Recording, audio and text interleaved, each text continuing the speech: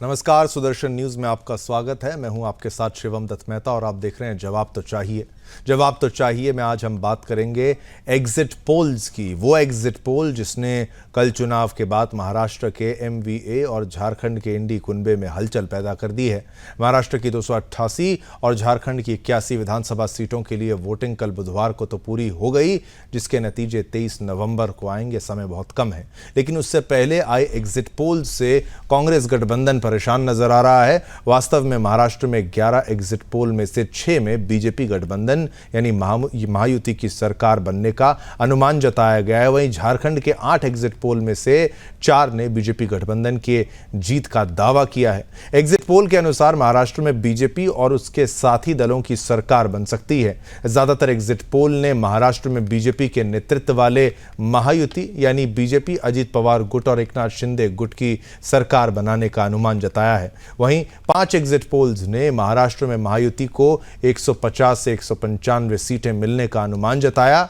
यानी कल चुनाव के बाद इन एग्जिट पोल्स में ज्यादातर ने महाराष्ट्र में महायुति की जीत का दावा किया है, जिस पर एमवीए नेताओं की माने तो ये एग्जिट पोल्स गलत साबित होंगे और महाराष्ट्र में उनके गठबंधन की सरकार बनेगी, जिस पर एमवीए गठबंधन एग्जिट पोल्स को एजेंडा बता रहे हैं और इसे गलत साबित करने के लिए कुतर्क भी दे रहे हैं। आज हम अपने इस प्रोग्राम में विपक्ष की इसी परेशानी पर चर्चा करेंगे, जिस पर सवाल ये है कि आखिर एमवीए एग्जिट पोल से क्यों घबरा रहा है। एमवीए के नेता एग्जिट पोल पर क्यों भ्रम फैला रहे हैं, उसको गलत क्यों बता रहे हैं, और जो एमवीए एग्जिट पोल में महायुति की सरकार बनता नहीं देख सकता है तो क्या अब करेगा क्या वो, जब ये एग्जिट पोल अगर सच साबित हो गए तो क्या रिएक्शन रहेगा। करेंगे इसी पर चर्चा, लेकिन उससे पहले आइए आपको सुनाते हैं कि आखिर इन एग्जिट पोल्स पर एमवीए की ओर से क्या प्रतिक्रिया आई है। साथ ही आपको महायुति की भी इस पर प्रतिक्रिया सुनवाएंगे।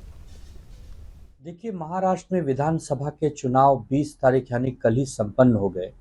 देर रात जो वोट ऑफ परसेंटेज आया है वो बहुत ही संतोषजनक है। 65.11% मतदाताओं ने मतदान किया है। ये 2019 के विधानसभा चुनाव से करीब करीब 4% ज़्यादा है। अमूमन देखा गया है कि जिस भी राज्य में ज़्यादा मतदान होते हैं, वोट ऑफ परसेंटेज बढ़ जाते हैं, वहां पर परिवर्तन होने वाला होता है, लोग बदलाव चाहते हैं। अगर परसेंटेज वोटिंग कम होती है तो लोग सोचते हैं कि जो सरकार अच्छा काम कर रही है उसे ही चलने दो, कोई जरूरत नहीं है ज्यादा वोटिंग करने की। लेकिन जब लोग घरों से बाहर निकलते हैं, मतदान करते हैं और ज्यादा मतदान करते हैं, तो इसका मतलब है कि लोग वर्तमान सरकार के काम से खुश नहीं है, वो नई सरकार चाहते हैं, नया काम देखना चाहते हैं। देखिए, सारे एग्जिट पोल्स जब से काफी सालों से जो आ रहे हैं, हर जनरल इलेक्शन में फेल हुए हैं। ये एग्जिट पोल्स फिक्स्ड मैचेस हैं। ये एग्जिट पोल्स स्कैम कराते हैं, स्टॉक मार्केट में निवेश बढ़वाते हैं, प्रॉफिट बुकिंग कराते हैं और जो रिटेल इन्वेस्टर है उनके लिए लॉसेस कराते हैं। ये सारा मैन्युपुलेटेड गेम चल रहा है, जो हमने लोकसभा चुनाव में बोला था।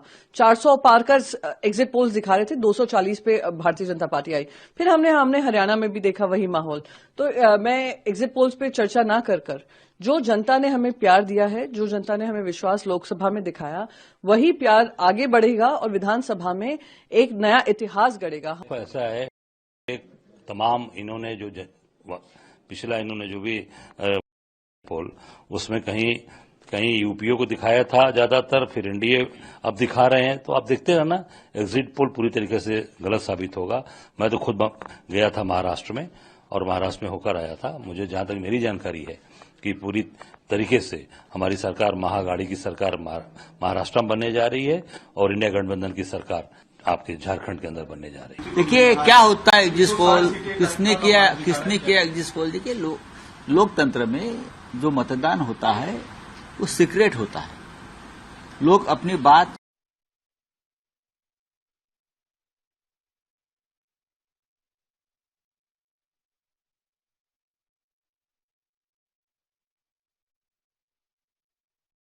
क्या हुआ क्या हुआ, लोकसभा में मोदी जी को 400 पार दिखा रहे थे एग्जिट पोल वाले, सभी बड़े बड़े चैनल वाले। क्या हुआ आप देखिए, 23 11 बजे तक पूरा फैसला आ जाएगा। 160 165 सीटें जीत। संजय राउत बिल्कुल सही बोल रहे हैं कि एग्जिट पोल्स एग्जैक्ट पोल्स हैं ही नहीं, और जिस आधार से एग्जिट पोल ने एमवीए को नंबर्स दिए हैं उससे आधे भी नहीं होंगे उनके। तो मैं उनको ये सलाह दूं कि सर आपकी नैया तो डूब चुकी है, महायुति की सरकार बनने जा रही है। जनता स्पष्ट संदेश दे रही है, एक है तो सेफ है। अब देश को तुष्टीकरण करने वाले, छदम धर्मनिरपेक्षता के नाम पर देश को तोड़ने वाले भ्रष्टाचारी परिवारवादी पार्टियां नहीं चाहिए। देश गरीब, किसान, युवा और महिलाओं के सशक्तिकरण के लिए पल पल लगाने वाले नरेंद्र मोदी जी को जनता भरपूर आशीर्वाद दे रही है। निश्चित रूप से झारखंड में, महाराष्ट्र में प्रधानमंत्री मोदी जी के नेतृत्व में भाजपा एनडीए की सरकारें बनने जा रही हैं। देखिए, मैं इतना ही कहूंगा कि और 2 दिन का इंतजार है, और मैं खुद महाराष्ट्र गया था कैंपेन करने के लिए। वहां मैंने जो ग्राउंड पे देखा था, लोग एक स्थिर सरकार चाहते हैं। People of India today are wanting a stable government, and therefore except for the NDA, I don't think anybody else can give a stable government in the country today. हमें पूरा विश्वास है कि महायुति फिर एक बार महाराष्ट्र में सरकार बनाकर महाराष्ट्र की जनता की सेवा करने का अवसर प्राप्त करेगी। और जिस प्रकार से ये पूरा इलेक्शन कंडक्ट हुआ है, मैं समझता हूँ कि लोगों ने प्रतिसाद अच्छा दिया है, लोगों ने वोटिंग बढ़ाकर की है। इस बार पोल परसेंटेज अगर आप देखोगे, वोटिंग परसेंट देखोगे तो वो बढ़ गया है। तो ये सकारात्मक चीज़ है, और इसे लोकशाही के लिए और संविधान ने दिए हुए मैंडेट का पालन हो। चलिए, आपको हमने बताया कि क्या प्रतिक्रियाएं भी आई हैं हमारे साथ, और ग्राफिक्स भी हमने रेडी किए हैं, क्योंकि इस बार जो एक बदलाव जो देखने को मिला है, वो वोटिंग परसेंटेज में भी जो बदलाव देखने को मिला है वो भी थोड़ा सा अलग है। कुछ ही पलों में आपकी टीवी स्क्रीन पर वो ग्राफिक्स भी होंगे। लेकिन जो एग्जिट पोल सामने आए हैं, जैसा कि हमने आपको बताया, एग्जिट पोल के अनुसार महायुति को जो हमने आंकड़ा यहाँ पर दिया है, अराउंड 156 का यहाँ पर जो है एवरेज यहाँ पर निकल रहा है महायुति के लिए। महाविकास आघाड़ी के लिए 113 यहाँ पर जो है सामने आ रहा है, और साथ ही साथ अन्य व निर्दलीय का 19 यहाँ पर जो है आंकड़ा है। इसको आप रेंज में ले सकते हैं कि भाई थोड़ा आगे पीछे हो सकता है, लेकिन मेजॉरिटी जितने भी आप एग्जिट पोल्स की बात करते हैं, वहाँ पर ज़्यादातर ने महायुति को ही बढ़त जो है वो दिखाई है। यानी भाजपा को बढ़त है, शिवसेना को बढ़त है, एनसीपी अजित पवार गुट को बढ़त है, और साथ ही साथ अब महाविकास आघाड़ी की बात करें तो कांग्रेस ठीक है, यहाँ पर लार्जेस्ट नंबर उनका है, लेकिन उतना जो है बड़े लेवल पर जितना भाजपा को नंबर्स हैं वो उनको यहाँ पर नहीं मिले हैं। मैं चाहूँगा कि हम एक वो ग्राफिक्स भी हम जो है कुछ ही पलों में तैयार। चलिए हम चलते हैं अपने मेहमानों के पास। हमारे साथ जो मेहमान आपके टेलीविजन स्क्रीन पर, मैं चाहूँगा सभी का स्वागत मैं करना चाहूँगा। इस वक्त हमारे साथ जो जुड़े हैं आपके टेलीविजन स्क्रीन पर, हमारे साथ डॉक्टर पवन डोंगरे जी हैं, प्रवक्ता हैं कांग्रेस से, आपका धन्यवाद, आपने समय निकाला। संतोष सिंह जी हैं हमारे साथ, नेता एनसीपी शरद गुट के, वो हमारे साथ, आपका धन्यवाद, आपने समय निकाला। जगदीप पिंडके जी, प्रवक्ता शिवसेना उद्धव गुट के, आपका भी धन्यवाद, आपने समय निकाला। साथ ही साथ राजपुंज, प्रवक्ता हमारे साथ शिवसेना शिंदे गुट के, और रत्नाकर सिंह, प्रवक्ता बीजेपी के भी हमारे साथ हैं। उदय निर्गुणकर जी, वरिष्ठ पत्रकार हमारे साथ हैं, और साथ ही साथ हमारे साथ सुरेंद्र स्वामी जी, राजनीतिक विशेषज्ञ, वो भी हमारे साथ जुड़ चुके हैं। एक चर्चा जो मैं इस वक्त कह रहा था वोटिंग पैटर्न को लेकर, और जो बदलाव हुआ है, विदु रावल जी भी हमारे साथ जी, ठीक है, बहुत बहुत धन्यवाद विदु रावल जी भी, आप भी हमारे साथ हैं, प्रवक्ता बीजेपी के, आपका धन्यवाद, आपने समय निकाला। लेकिन चलिए शुरुआत करते हैं, समय खत्म ना हो जाए। उदय निर्गुणकर जी, सबसे पहले मैं आपसे पूछना चाहूंगा, मेरा ये प्रश्न, और मैं सभी से अनुरोध करूंगा अपना ऑडियो अनम्यूट रखें ताकि चर्चा में कोई बाधा ना आए, सभी की आवाज आराम से जाए। निर्गुणकर जी, सबसे पहले मेरा आपसे ये प्रश्न रहेगा, एक परसेंटेज का ग्राफिक्स भी कुछ पलों में दिखाएंगे, लेकिन बदलाव अगर 1962 से देखा जाए तो तब से लेकर अब तक हैवी वोटिंग की कैटेगरी में, हैवी वोटिंग माने अधिकतम वोटिंग की कैटेगरी में 2024 का ये चुनाव भी आया है।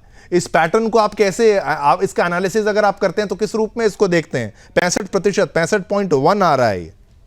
महाराष्ट्र राज्य की स्थापना 1961 में हुई थी और 62 से यहाँ पे लगातार चुनाव हो रहे हैं जी।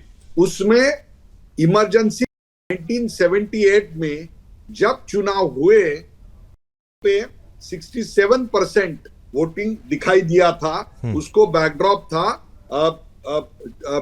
इमरजेंसी का। उसके बाद 1995 में 71% वोटिंग दिखाई दिया था, उसको बैकड्रॉप था कि कांग्रेस की सरकार को हटा के शिवसेना भाजपा की सरकार, जिसके लिए बहुत मेहनत बाला साहब ठाकरे ने करी थी, वो उस टाइम वोटिंग बढ़ा था।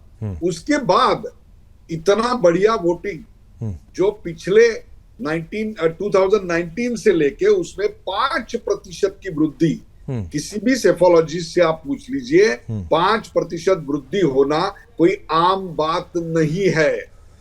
और ये 5% वृद्धि जो दिखाई दी है वो ऑल अक्रॉस द स्टेट दिखाई दी गई है। मेरे पास सारे आंकड़े हैं। अगर मैं बोलूं कि नांदेड़ का इलाका अगर हम छोड़े, ठीक है, तो बाकी सारे इलाकों में मुझे यहाँ पे वोट परसेंटेज इंक्रीज होता हुआ दिखाई दे रहा है। गेवराई, माजलगांव, बीड, आष्टी, ये भाग अगर मध्य मराठवाड़ा का छोड़े तो बाकी सब जगह पे वोटिंग परसेंट अप हुआ है। इसका मतलब है कि इसको हमको अधिक बारकाई से देखना पड़ेगा कि क्या ये वोटिंग ऑर्गेनिक है या इनऑर्गेनिक है। ये वोटिंग घुसपैठियों का है या ये घुसपैठिए यहाँ के सन ऑफ द सॉइल का है, और यही आज का चर्चा का विषय है मेरे मानने में। ठीक है, ये एक रिएक्शन यहाँ पर घुसपैठियों वाला, ये मुद्दा तो लगातार हम भी उठा रहे हैं, ये पैटर्न चेंज तो हो रहा है। विदु रावल जी भी हमारे साथ हैं, उनकी प्रतिक्रिया पहले ले लेते हैं। बीजेपी जब इन आंकड़ों को देखती है, मुझे याद आता है हरियाणा का चुनाव, जब हरियाणा की चुनाव में इलेक्शन से पहले, रिजल्ट से पहले एक भूमिका बनाई जा रही थी कि भाई देखिए कांग्रेस आएगी, लेकिन अंततः ये उस चीज़ के विरुद्ध गया जो सुरेंद्र स्वामी जी जिस तरीके से बार बार कह रहे थे कि आप इस सोशल मीडिया के ट्रेंड्स को मॉनिटर ना करें, आप जो अंत में होगा वो बिल्कुल, स्वामी जी मैं बार बार तारीफ उनकी इसीलिए करता हूं कि उनकी बात सही बैठ गई। इसमें भी क्या एक मोराल बूस्टर के रूप में लोकसभा में थोड़ा अच्छा नहीं था, चलिए इस बार अच्छा हुआ, तो बीजेपी क्या मानती है, क्या फैक्टर रहा है इसमें? हिंदू एकता एक बड़ी बात, बटेंगे तो कटेंगे, एक रहेंगे, सेफ रहेंगे, ये सारी चीजें काम कर गई जैसे हरियाणा में काम कर गई, योगी फैक्टर चल गया, या फिर और भी कुछ है फैक्टर्स? शिवम जी, मैं उम्मीद कर रहा हूँ मेरी ठीक ठाक। बिल्कुल बिल्कुल बिल्कुल। देखिए, कटेंगे तो बटेंगे, माफी चाहूंगा, बटेंगे तो कटेंगे और एक रहेंगे तो सेफ रहेंगे, ये नारे जो है इस पूरे चुनाव की धुरी रहे। भारतीय जनता पार्टी के नेतृत्व वाली महायुति हो और चाहे महाविकास अघाड़ी हो, उन्होंने भी इन्हीं नारों पर लगातार रिएक्शंस दिए हैं। तो इस पूरे चुनाव की धुरी जो है हम इन दो नारों को मान सकते हैं, और मोटे मोटे पर एक मंत्र की तरह ये काम किए। किस प्रकार से जो लोकसभा चुनाव था वो एक एबरेशन था, और ये चुनाव जो है वो दिखाएगा कि वो एबरेशन किस प्रकार से था, किस प्रकार से जो है एक पूरा पक्ष जो है लगातार स्ट्रेटेजिक वोटिंग किया करता था भारतीय जनता पार्टी और उनके नेतृत्व के गठबंधनों के खिलाफ, और अब उस तरह की काउंटर जो है एक स्ट्रेटेजी के साथ जो है दूसरा पक्ष भी आकर खड़ा हुआ है कि जी अगर आप जो है, अगर आपके लिए महंगाई, बेरोजगारी और विकास मुद्दा नहीं है, अगर आपके लिए मुद्दा भाजपा को हराना है, तो ठीक है भाई, हम भी फिर विकास की बात करेंगे, लेकिन विकास के लिए जरूरी है कि हम लोग संगठित रहें, हम लोग एक रहें, हम लोग सेफ रहें, हम रहेंगे तो विकास होगा। तो मुझे लगता है कि कहीं काफी हद तक पर विदु रावल जी, जो हिंदुत्व का मुद्दा था, लेकिन बार बार यूबीटी गुट जो है वो यही कहते हैं कि भाई ये तो हमारा मुद्दा था। फिर कांग्रेस की तरफ से भी वो कहा जाता है कि क्या एक सब कुछ बीजेपी की तरफ से ही हिंदुत्व है, क्या फिर यूबीटी वाला जो हिंदुत्व है उसको हाईजैक कर लिया गया? ये भी एक आरोप लगाया जा रहा है बाला साहब जी की जो बात की जाती है। हाँ, ये भी बहस हो सकती है, इसमें पैनल बड़ा है, मुझे नहीं लगता कि इसमें बहुत, लेकिन खुद को अपना पल्ला बचा कर चलना, अपने आप को शर्मिंदा होना। कुछ लोग तो खुद को एक्सीडेंटल हिंदू कहा करते थे, अब वो भी आकर हिंदुत्व की बात कर लगे। कुछ लोग तो ये कहते थे कि श्री राम जन्मभूमि पर राम मंदिर होना ही नहीं चाहिए, उसके लिए सैकड़ों जो है उन्होंने अवरोधक लगाए। कुछ लोग तो कहते हैं, कुछ लोगों, एक पक्ष तो ऐसा है पूरा का पूरा कांग्रेस के गठबंधन वाला, जो जिसके सहयोगी खुले तौर पर कहते हैं, उदयनिधि स्टालिन, कि सनातन जो है वो एक डेंगू मलेरिया और कोरोना की तरह से है। कांग्रेस के खुद पार्टी के राष्ट्रीय ये चीजें बैकफायर की गई। हमारे साथ शिवसेना यूबीटी गुट से भी हैं जयदीप पेंडके जी। बिल्कुल ठीक है विदुर रावल जी, एक बार इनसे भी प्रश्न पूछ देता हूं। जयदीप जी, आपके प्रश्न के कारण मैं अपनी बात से जो है डाइवर्ट हो गया। मैं ये बताना चाहता हूं कि प्रो इनकम्बेंसी जो है एक शब्द जो है 2014 के बाद जो है पॉलिटिकल स्ट्रेटेजिस्ट और सिफोलॉजिस्ट के डिक्शनरी में आ जाना चाहिए, अब तक नहीं आ पा रहा है।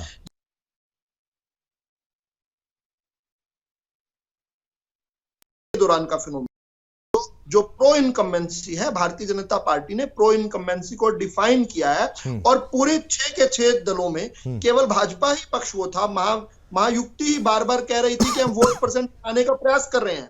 आपने टीवी पर कई बार ये दिखाया कि हम लोग ही प्रयास कर रहे थे कि वोट बढ़े, हमारा वोटर जो है घर से बाहर निकले, हमारा वोटर जो है जाकर विकास के लिए वोट करे, भारतीय जनता पार्टी के लिए। चलिए आप कह रहे हैं कि प्रो इनकम्बेंसी जो है, आप कह रहे हैं नया टर्म जो ऐड हो जाना चाहिए। यूबीटी का क्या रिएक्शन? जयदीप पेंडके जी, आप क्या मानते हैं? एग्जिट पोल एग्जैक्ट पोल में तब्दील हो जाएंगे या फिर इससे थोड़ा सा विरोधाभास है? आप एग्जिट पोल का आपको सिंपल फंडा बता देता हूँ।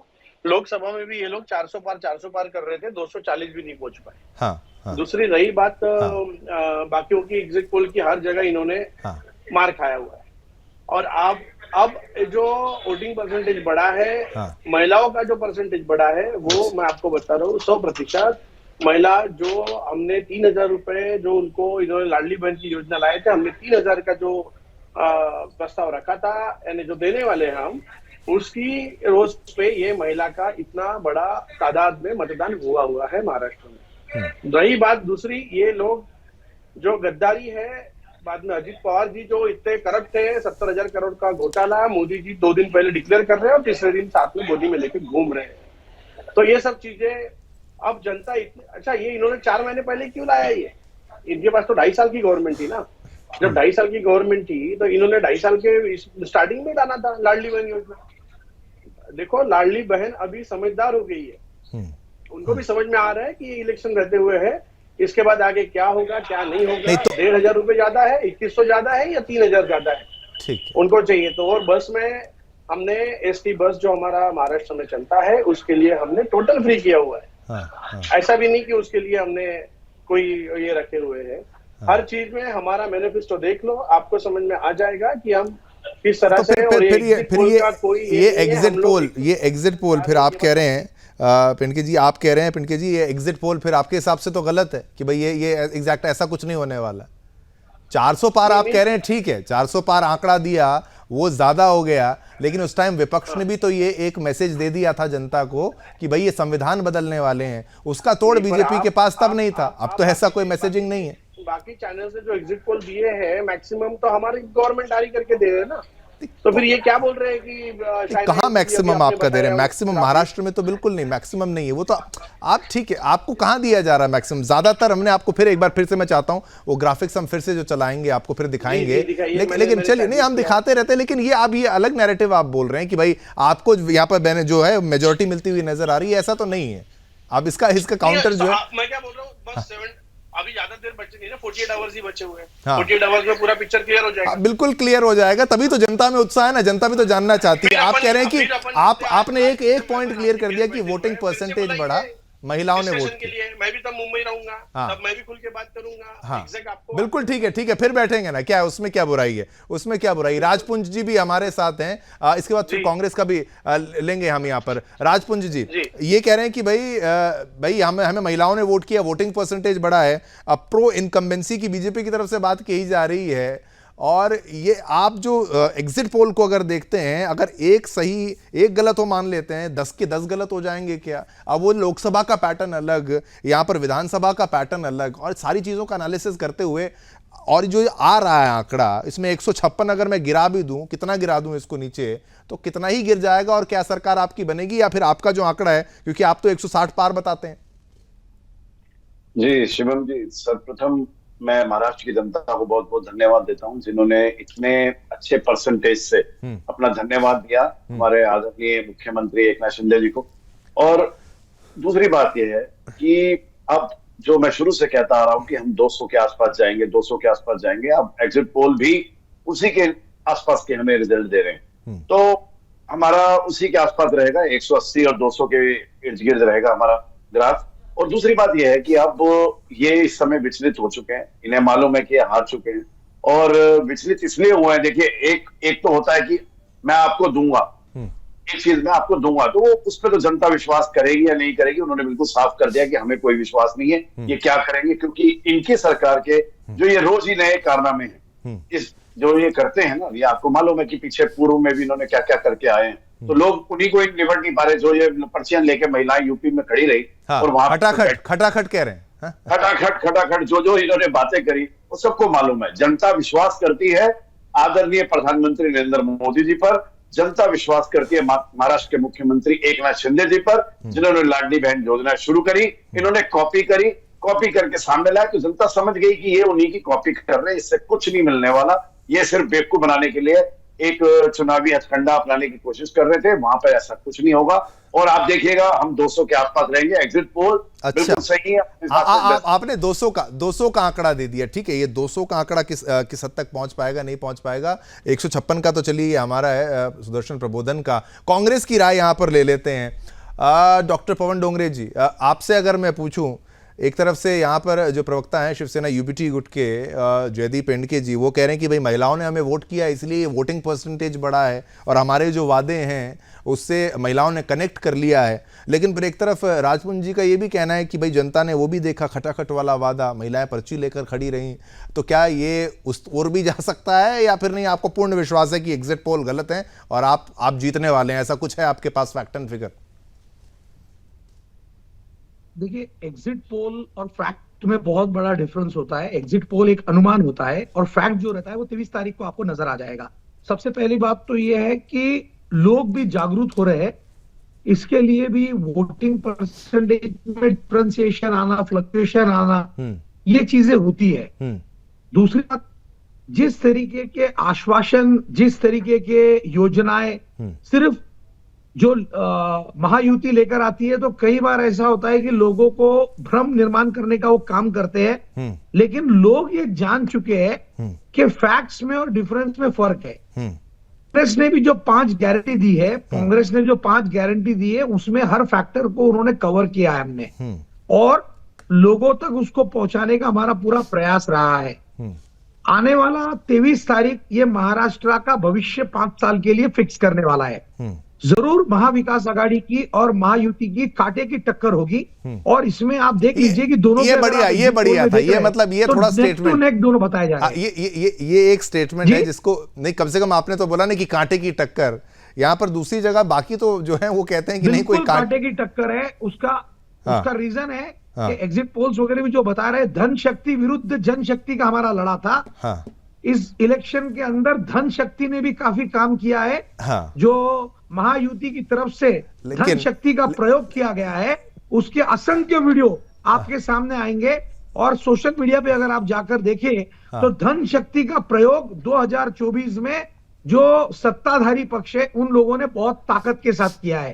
तो ये लड़ाई ठीक है। मैं वो कहता हूं कि भाई एक वो भी याद है कि खड़गे जी ने भाई फ्री बस वाली बात कही थी, तो वहां पर उन्होंने कह दिया था कि भाई आगे से विनोद तावड़े जी को तो कैश बांटता हुआ पकड़ा गया। तो भारतीय जनता पार्टी इसके ऊपर क्या कहे? चलिए लीजिए जवाब ले लेते हैं। पैनल थोड़ा बड़ा है लेकिन सभी को बराबर का मौका, माफ करना अगर किसी को थोड़ा समय कम मिला। आपको मैंने यूबीटी जयदीप जी, आपको मैंने मौका दिया। एक बार विदु रावल से सवाल जो पूछा गया बीजेपी से वो लेते हैं, फिर बाकी पैनलिस्ट पर आते हैं। विदु रावल जी एक शॉर्ट कमेंट में करते हैं। जन शक्ति और धन शक्ति के बीच का एक संग्राम था। और तभी तो हमने ऑडियो सुने, वीडियो सुने, ऑडियोज देखे, और उसके बाद स्नैपचैट की हमने चैट्स जो हैं देखे। सुप्रिया सुले वाला क्या से क्या मेरी आवाज आ रही है? हाँ, बिल्कुल।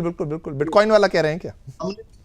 हमने सुप्रिया सुले जी का, एनसीपी का देखा कि क्योंकि उनका तो सारा ध्यान धन शक्ति की तरफ था, इसलिए धन नहीं आ रहा।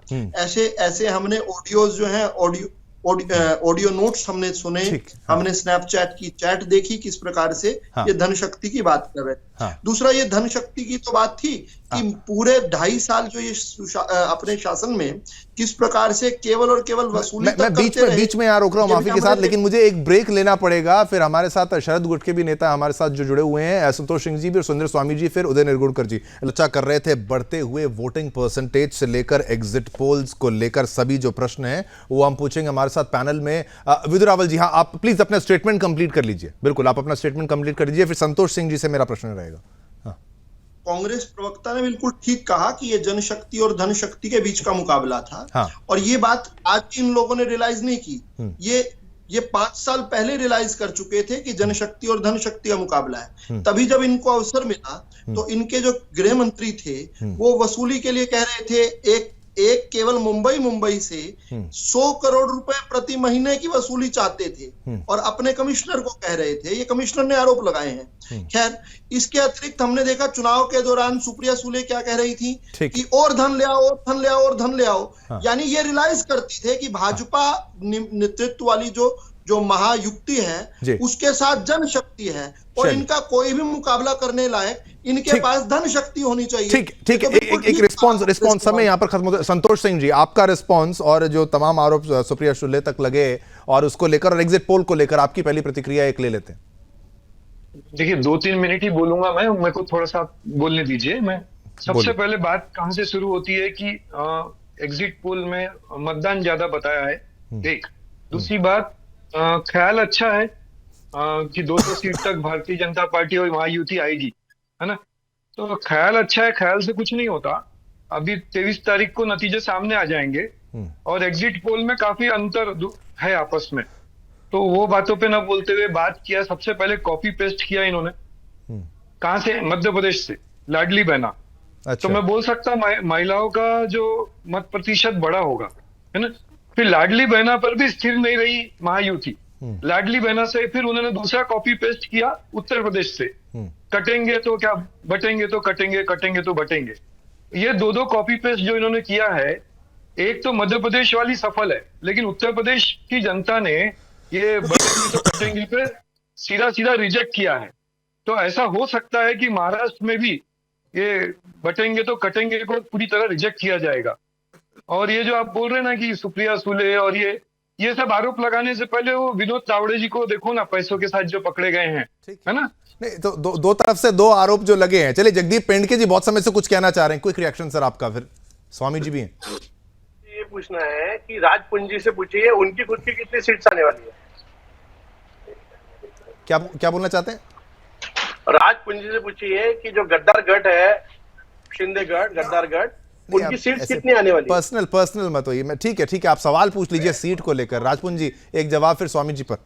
हाँ, हम इकट्ठे आदरणीय प्रधानमंत्री जी के नेतृत्व में, मैं उनकी अकेली बात कर रहा हूं, प्रधानमंत्री की बात 200 सीटें हमारी। देखिए जगदीप जी, पूरी 200 सीटें हमारी हैं। आप भी गए, आप अपने पथ भ्रष्ट हो गए, हम तो नहीं हुए। हम जहाँ थे हम वही है, और हम 2019 में भी इकट्ठे लड़े थे और आज भी इकट्ठे ही। तो हमारे सीएम बैठा, चिंता मत कीजिए, हम 180 से 200 के बीच में लाएंगे।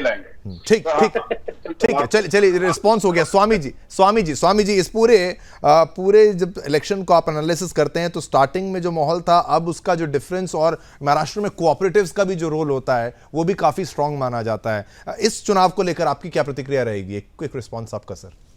नहीं, इसमें कोई दो राय नहीं है कि महाविकास आघाड़ी आज से 10 दिन पहले अच्छी स्थिति में थी। जी। लेकिन 10 दिन के बाद जो घटनाएं हुई, तो उसमें पहले क्या होता था शिवम, कि जो मुस्लिम्स की जो कॉल जाती थी वोट के लिए, वो चोरी जाती थी जी।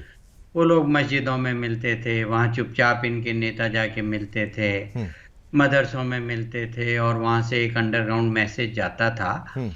तो उसका इतना इम्पैक्ट जो है पोलराइजेशन में थोड़ा कम रहता था। लोग समझ नहीं ऐसे ही होता है, सभी देते हैं, सभी को वोट देते हैं, बड़ा भाईचारा है और हम तो सब एक हैं। और आप किसी भी कांग्रेसी से पूछिए, वो हमेशा यही कहेगा, हिंदी चीनी भाई से लेके आज तक यही उनके नारे चलते हैं, भाई के। ठीक है।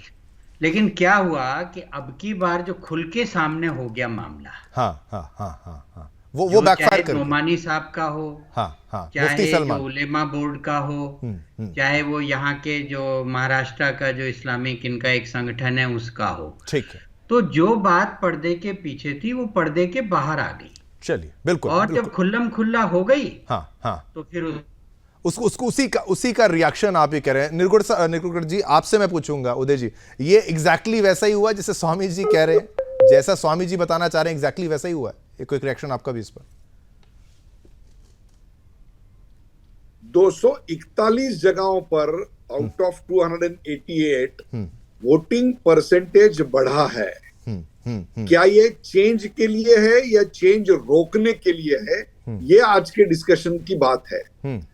मुझे लगता है कि ये जो करंट सरकार है उसको स्ट्रेंथन करने के लिए 4.5-5% से वोटिंग बढ़ा है, क्योंकि एक क्रेडिबल अपोजिशन का ऑप्शन आज सामने नजर नहीं आ रहा है। पर आपने घुसपैठ का मुद्दा भी उठाया था ना निकुड़ जी, आप घुसपैठ का भी मुद्दा है, वो भी देखना पड़ेगा कि कई जगहों पर जो मुद्दा लगातार सुदर्शन चैनल उठाते आ रहा है, पहले दिन से उठाते आ रहा है, और मैं जहां तक मेरी जानकारी है ये एकमेव चैनल है जो इस मुद्दे को लगातार उठा रहा है कि हमारे यहाँ बांग्लादेश से आए घुसपैठी बहुत बड़े पैमाने के मुंबई में है, मुंबई के बाहर भी है।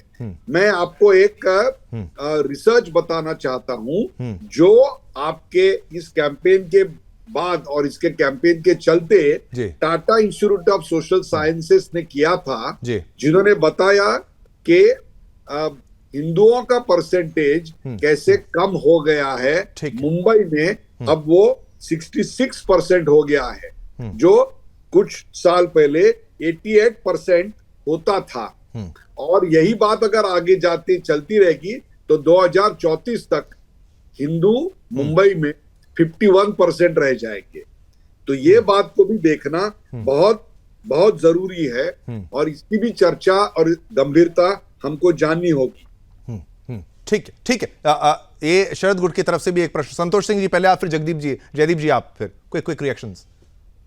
ये सर आप जो सर्वे बता रहे हैं, ये सर्वे को आप बोले कुछ दिन पहले इतना आंकड़ा था, तो कितने दिन पहले आंकड़ा था, आप बता पाएंगे?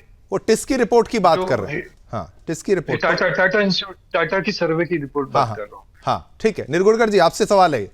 ये पिछले 2 महीने का किया हुआ है, ये रिसेंट सर्वे है। मैं एकदम सरल सवाल पूछ रहा हूँ। आप बोले हिंदुओं की संख्या घटी, तो किस लेवल से घट के नीचे आई सर, वो तो बताइए। मैंने कहा 88% से 66% आई है। तो 88% कब था, मैं यही जानना चाह रहा सर आपसे। 88% 20-25 साल पहले था, धीरे धीरे कम हो गया, अब 66% हुआ है। यही समझाने की कोशिश कर रहा सर मैं। 25 साल का परसेंटेज है ना, वो घस रहा है। उसके लिए सिर्फ कोई और कौम जिम्मेदार नहीं, हमारी जो नसबंदी और जो हम लोग ये सब करते हैं, छोटा परिवार का जो हमने प्रचलन किया है, ये भी सभी में कम हुआ है परसेंटेज। ये भी आप टाटा के उसमें अच्छे से पढ़िए, उसमें लिखा है कि जो हम लोग यूज कर रहे हैं, पूरा देश जनसंख्या रोकने की जो कोशिश कर रहा है, ये उसका भी प्रभाव है। धन्यवाद। ठीक है, तो आप कह रहे हैं कि भाई ये फेवर में नहीं है ना, ये जनसंख्या नियंत्रण केवल हिंदुओं की हो गई है, केवल वहीं तक है ये?